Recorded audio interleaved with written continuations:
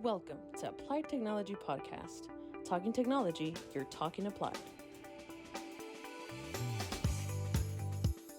Hello and welcome to another ATG Podcast. We're so excited to share more knowledge on technology that's everlasting and changing, literally second by second. Today, we are going to be on the topic of discussion of NMS monitoring. We get right to that. And for that, not to worry, because I have amazing gentlemen knowledgeable in the subject. I have with me Jeff, Tim, and Jacob. So let's get right to it. Jake, what is it and what are the benefits? Hey, Sandy. I'm an NMS monitoring system. So NMS stands for Network Management System. So it's a system that manages your network, of course. It's in the name, right? So usually people set up their network, so their servers, their virtual machines, it could be your computers, it could be basically anything that's connected to the network. You set it up for monitoring, management, maintenance. You kind of review the data that that device can supply, and you can gather it and see what the health is of the system. Gives you some insight into those devices so that you can take care of them, provide maybe preventative maintenance. You could provide repairs, but generally it's to look at the status of the system as a whole.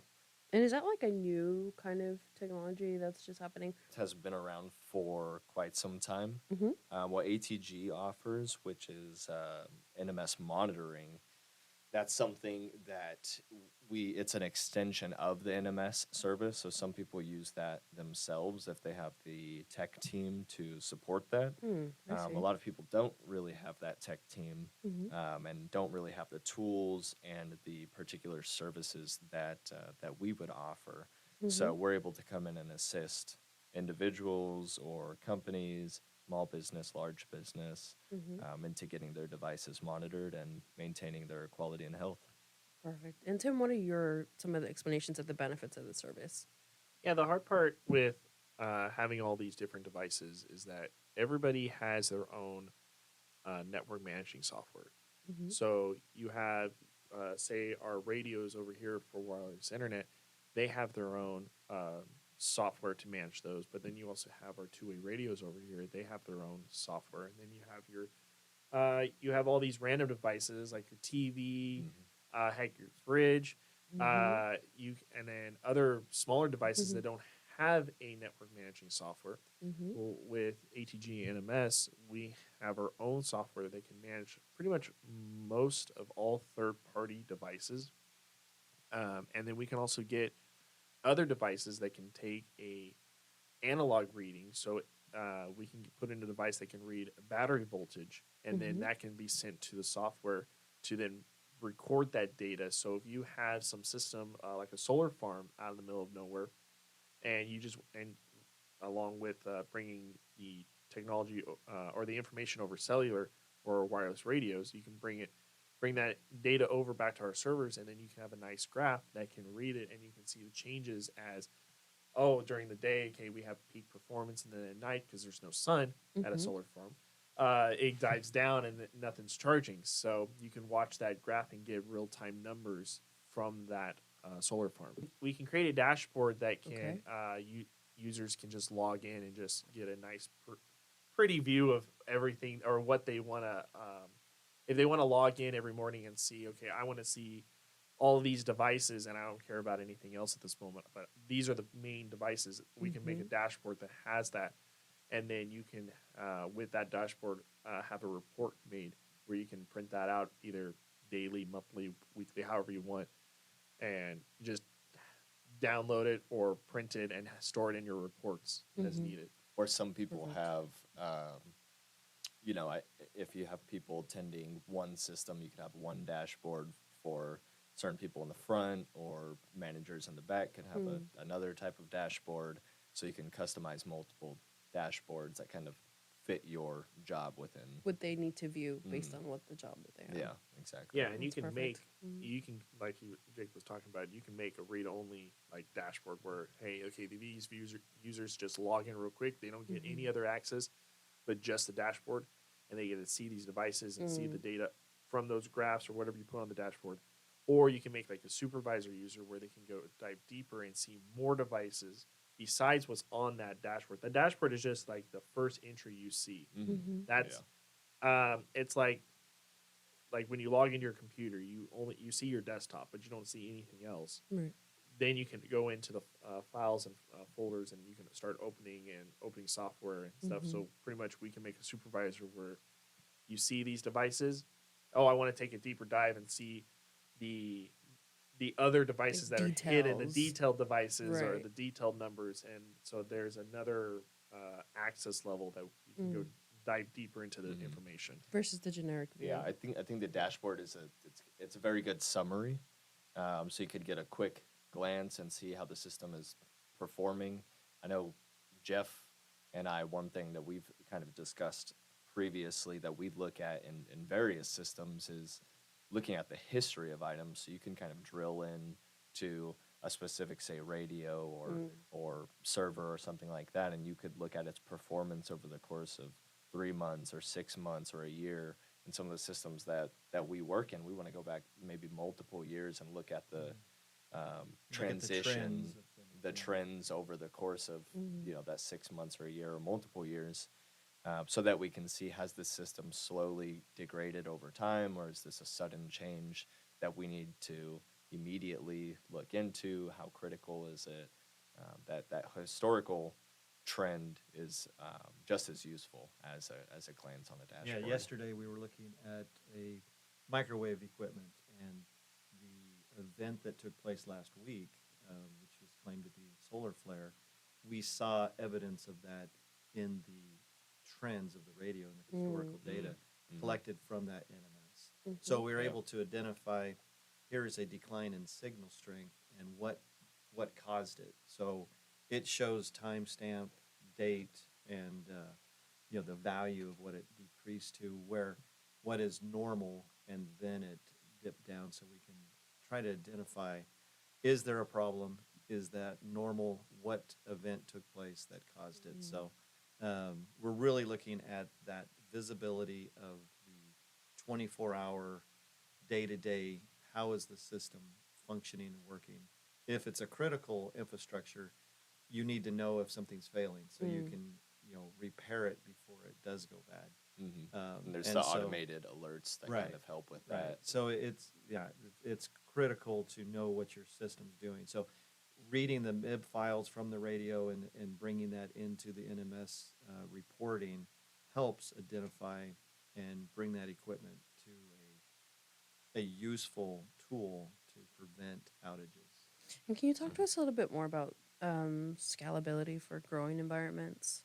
Yeah, so in the system, if you have one device that you want to look at, say, for example, you're a cold storage, or you're just a mom and pop grocery store on the corner, and you want to check your freezer.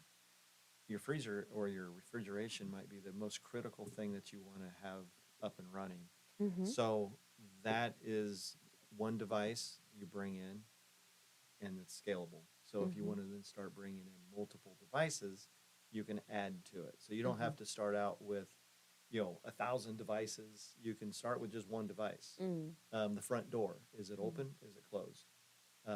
Anything that can have a controlled component to it, we can bring back in and monitor it, like Tim was saying, with either analog or digital equipment.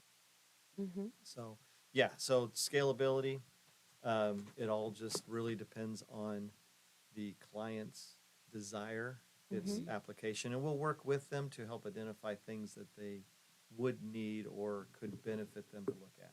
Yeah, to prepare before getting it. I think the main thing is, how often do you need to view something? If something is critical, like water leaking out of a refrigerator, for example, you want to be identified pretty quickly.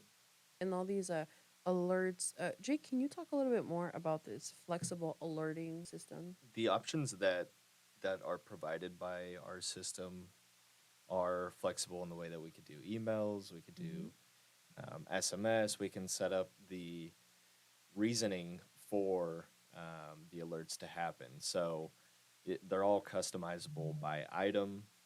So if you have a computer, you can set it up every time that computer turns on or off. or you could go more granular, and every time a specific service turns on or off, or the internet connects or disconnects, you can really get down and drill in and customize the specific reasons that alerts are occurring. ATG, NMS, Yeah. is that it does help with security. I mean, Mm-hmm. you always want to be concerned about your own system Right. and other people getting into it, Mm-hmm. and as well as seeing what monitoring service you can use to manage that. So When you're talking with the security aspect, if Mhm. somebody logs into a server, you're going to be Mhm. identified immediately Mhm. that somebody is logged in or attempted to log in. yeah, Mm-hmm. So in the security realm with the NMS monitoring, that can be brought back immediately. Mm-hmm. And so you can, you know, if you want to talk more like network equipment Right. and more software driven type of stuff, you can Yeah. do that, or you could do hardware. Just Yeah, your and building, if the- a key code has been used, or I Right. mean, you could hook up a Mhm. lot of different devices. well, and the nice yeah. thing is we can also set up triggers where if something happens, going back to like AC, if it gets this or if it's too high, turn on the AC. Mm-hmm. We can have triggers. So if you're really worried about security or having access out on the internet, we can make a deal where we can make a private network within your Mhm. system, because a lot of our other customers, SCADA side of it, they don't. And the same thing with us, we try not to have their network out there on the internet. Mm-hmm. No, there's some individuals that, we have to see our data on a tablet while the guys are on the field. Like, well, let's try to make like a private VPN, a private network, something where it's not instantly out there on the internet Mhm. for anybody to access. If you're worried about that, we can make a small little server and put it on your network so it's hidden away, and we can update it every time we take a visit to the site or during a PM. So that Yeah. really helps when it's like for real time visibility and faster detection, Yeah. of these issues. Yeah, immediate alerts, Mhm. essentially. Yeah. Mhm. And there's that you can set some of that stuff up if you're doing just particularly a local server that's on your Mhm. private network. But if you don't have access to the internet or SMS, it all depends on what the restrictions of your system are. And I think going back to flexibility that you were kind of talking about earlier is, Mhm. if you want a full private network that doesn't touch the internet, which is generally recommended, we could definitely set that up. So you'll get the data and the alerts of the devices you want in real time, and you don't have to worry about it. Mhm. Kind of customized to how you need it Yeah. as well. Mm. Yeah. We can get a device like I talked about earlier to get the analog reading of that. Mhm. So again, what you want to get notified is endless. Mhm. Yeah, and this is the reason why we have these podcasts, because people sometimes have questions they don't understand, or they might know but they have concerns or ideas, and to be able to have a platform where we can go ahead and just freely talk about what these services are, what it entails, how we could be there, how we could support, how we can work things out. That is literally like the point of being able to offer this basically podcast service to our listeners who are interested in that. So, gentlemen, thank you so much for sharing all this knowledge. That we can go on for hours, I'm pretty sure, and there's always details. But thank you so much for taking the time to share this. Now, I want to remind our listeners that they can call us and they will speak with someone, not a robot, not anything like that, but straight up speak with someone. 661-322-8650 for any further questions. Gentlemen, any last thoughts you have? No, we're just excited to help people get their items monitored and feel more safe and secure and efficient in their productivity, and Yeah. hopefully get them set up. If they have questions, feel free to call in and ask. You might be talking to one of us. Yeah, once you get a device on, you probably won't stop from there. Once you see the magic of what this can do, what you're tracking, you'll start adding devices without even knowing it. Well, it just adds to the stability of a network Mhm. and the devices. So it's a positive approach to looking at your equipment to be ahead of the game, so that Mhm. you're And don't think of this as another like a subscription or another thing. It's another tool. Right. You can add it to your arsenal of other tools. Right. You just because you have this special NMS software for that device and this device doesn't mean that it's easy. Mhm. Yeah, you might be able to collect certain data there, and they've got their own designs. But here it's all in one place. Right. Well, Yeah. if anyone has any other questions, feel free to call, and they will talk to someone. Gentlemen, thank you so much for joining me today. All right, thank you. Thanks for having us. Thank you.